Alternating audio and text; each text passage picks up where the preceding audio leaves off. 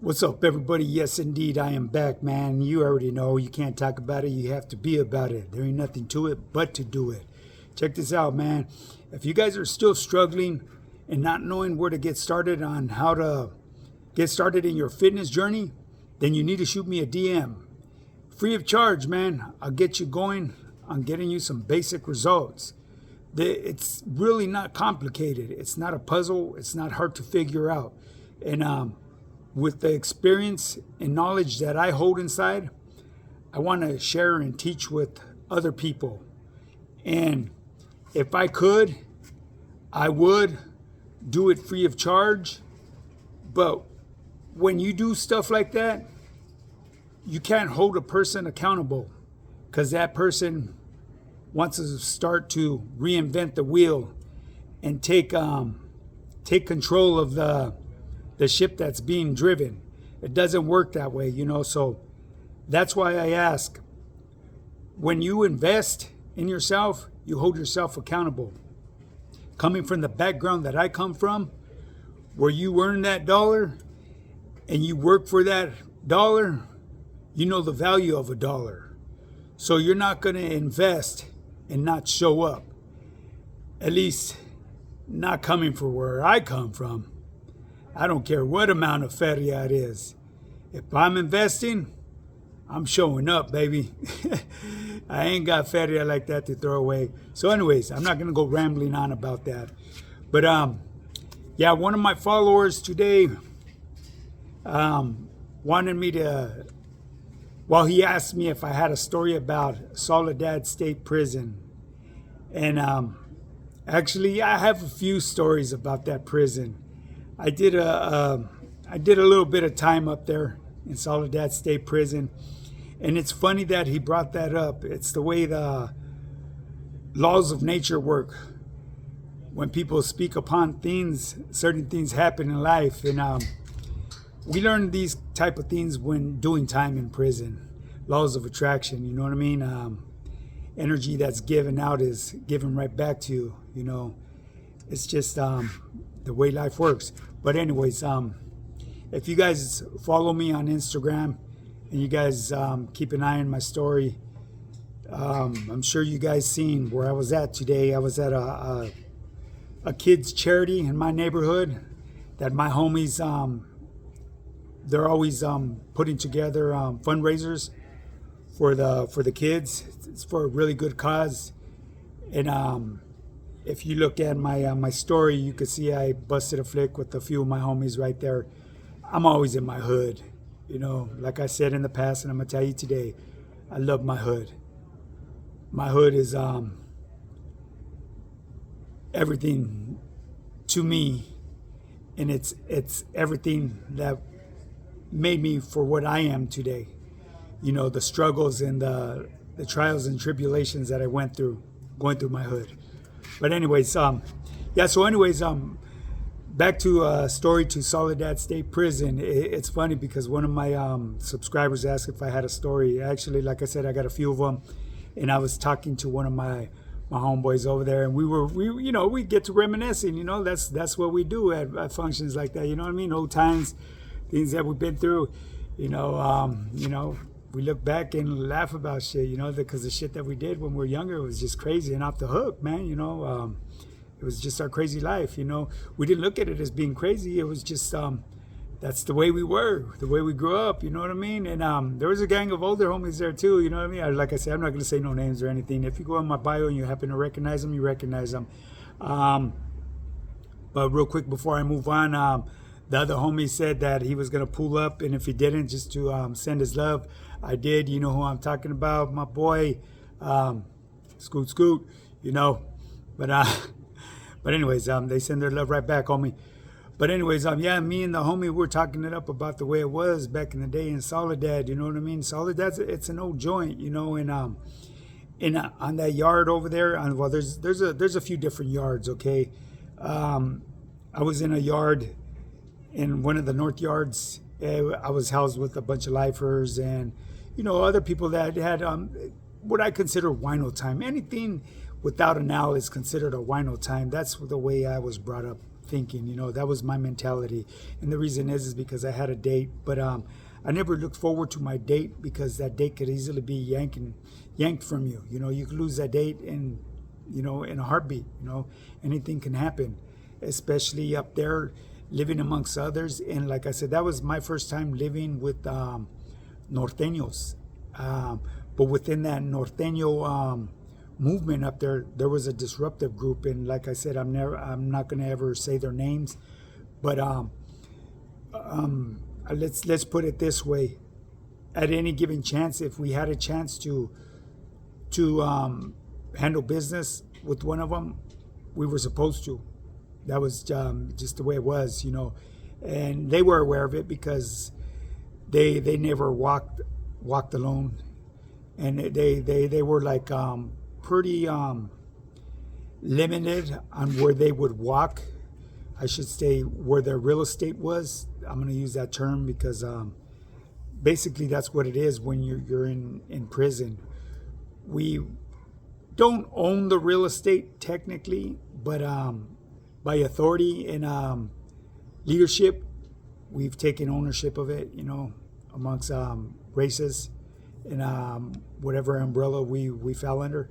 So anyways, yeah, we were chopping it up about the good times, and there's a lot of good times in that pinta right there. And the reason is because it was a very structured pinta that's been around for a long time. As a matter of fact, I believe Danny Trejo even did time over there. And you know, in our days, there was a cameraman, the photo ducket man. For those of you that know, you know, buy your photo ducket and bus flicks, and they had weights. So a lot of us homies, we were on Sweezy, you know. Like I said in one of my videos in the past, you know, there was 3 stages of swollenness. There was hogs, frogs, and pollywogs. I was considered a hog, you know, because I could hit 8 quarters. And if you ain't familiar with pig iron, 8 quarters was about like 400 pounds plus. I could hit that once, you know. I was young. I was really, really strong, you know what I mean? And I was one of them with that mentality that me vida loca, Mexica warrior mentality, you know. I was gung-ho, you know. Walked around a northern yard proud to wear my belt that said Southern Comfort on there. And, you know, I'm still a very proud person, very proud, you know. As I've gotten older and see things for what they really are now, you know, yeah, times have changed the way my thoughts of thinking, but the animal that used to live in me before is still there. He's just like in hibernation, you know. So I got to be very cautious of that. But anyways, back to the homie. You know, we were chopping it up about good times and all that. You know, man, is, you know, mandatory yarda out there, big spreads. The homies would have some big ass spreads right there, you know what I mean, out there in the yard, big old south side spreads. We would all be drinking Warichi. They would have thermoses out there for the inmates, you know. Obviously every race had their own thermos where you could get your coffee and shit, so we used to go fill up our tumblers and shit. You know, walk the track, tell war stories. A lot of fucking shit talking going on amongst one another. There's another individual that says it is. I put it this way: I can't say it any better than the way he says it. He's a very well-known person that comes out on YouTube. He collaborates with another individual. For those of you that know, you know who he is. When a homie gets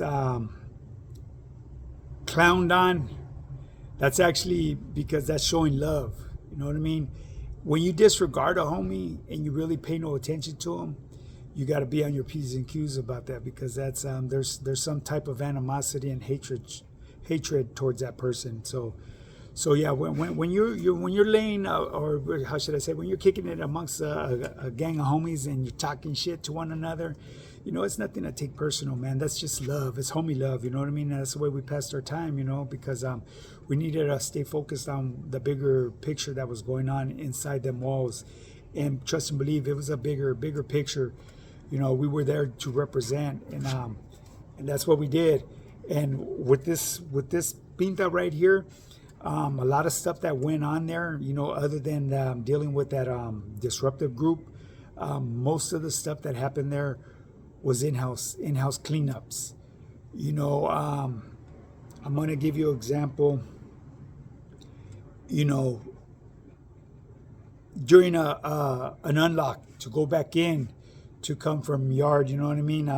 Go hit the showers, have our shower rolls set up and all that, and we would shower up and stuff. And I remember this one particular day going back in to go shower. You know what I mean? Once you go shower, you do your thing, you kick it. You know, obviously you're showering with the homies right there. And then if you finish up a little bit, you get to get a little bit of day room before you take it back to your cell. And you know, there was this one particular individual. Keep in mind, I'm fairly new there, you know, so I'm still trying to pick up what's going on, you know, peeping game. And this individual,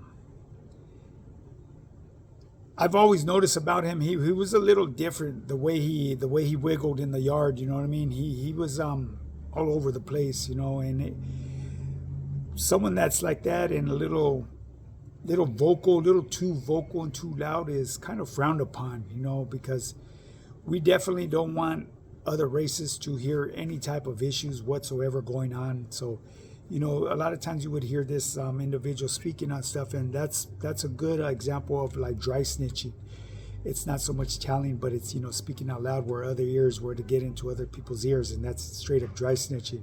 That's a soft form of snitching. Well, anyways, I'm gonna, a long story short on this, people, you know, we come back in from yard, we do our thing, we start showering, getting ready, you know what I mean? We get our quick showers. You know, you got your homie that you, I'm gonna keep it humorous with you. You got a homie that you shower pool with, homies. You, for those of you that know, you know, the ones that don't know, you're gonna take it as funny shit, but it's not funny shit. When you're in there and live that life, you understand, you know what I mean? The homie you shower pooling with, that boy, he got your back. That's a good homie right there. Someone that will give his life in a second for you, and you give your life in return as well. It's something that can't really be shared and explained because you had to have lived that lifestyle. But anyways, so the homie obviously was a little bit older than me. When we're showering, he gave me a sign, hey, let's roll. You know what I mean? It was out of the ordinary, so I don't question it. Bounce, boom, we get dry up. While the individual that was showering next to us had some haters put on. They dissected the fuck out of this fool. I mean, like, ripped him open, gutted, right? So we go about our business. Boom, boom, get ready, get suited, get booted, get ready, because, you know, we already know it's gonna go man down. Eventually, they're gonna spot it.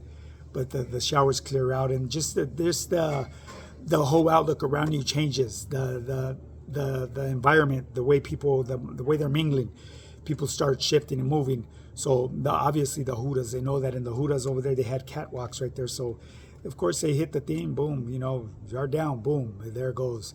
We're already by ourselves and shit. And so anyways, this is the thing about that back then, and what made it different from other yards. From this present day, the way shit happened, after this fool got dissected and got his wind taken from him, it was like resume normal program. You know what I mean? We went back to food feeding, back to chow. You know what I mean? Everything was code 4 after that. You know, it resumed normal program. People just come in and carry your ass out. The meat market came and got you and shipped you out. You know what I mean? And I laugh about this because obviously that person that got carried out was no good. He fucked up somewhere down the line. So in my head, anybody that's getting carried out like that in a bad way like that was labeled to me as a piece of shit. You know, and then keep in mind I was young and, like I said, gung-ho, you know, so I was like all for it, you know. But anyways, that was a quick little story I wanted to give you. And as far as here's where the real test comes into. You'll get an individual because the homies already know the surroundings, who was surrounded by this certain individual. So they'll go by the pad, the porters, and they'll ask, hey, what's up, homie? Hey, how you doing, camarada? You doing good, youngster? You know, yeah, I'm good. You need anything? Nah, shit, I'm good. And he goes, oh yeah. Are you good? Yeah, I'm good, homie. Shit, I'm straight right here. My Sally took care of me. The homie shot me a paquete, you know what I mean? A care package. You know, I'm good. And then he goes, hey, real quick, come to the window, homie. So what's up? Homie, what happened earlier, man? I noticed you were right there. What happened? Someone got their wind taken from. Who was it? Fuck, I have no idea, homie. I didn't see nothing. But what, something happened? What? This is me speaking. Something happened? Yeah, you didn't see the yard went down. So, chales, homie. I didn't see a motherfucking thing, homie. It's like, I must be going blind in my young age, homie, because I didn't see nothing, homie. He knew I was there. They were testing me. You know what I mean? They didn't call my Sally. My Sally was already been down for a minute doing his thing, you know.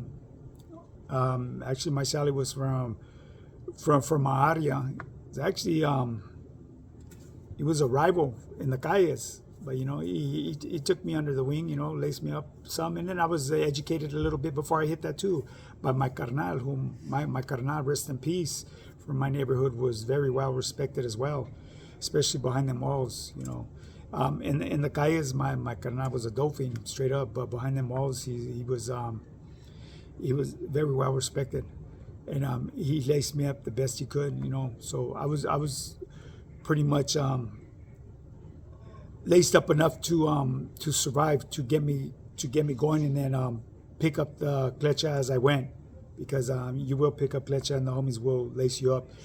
You know, in my time, they took the time to do that. So that was just a real quick story, homie. To my subscriber, I wanted to give you a quick little example, and I just wanted to reminisce a little bit how I was right there in the hood with the homies, in my hood, deep in my hood with my homeboys.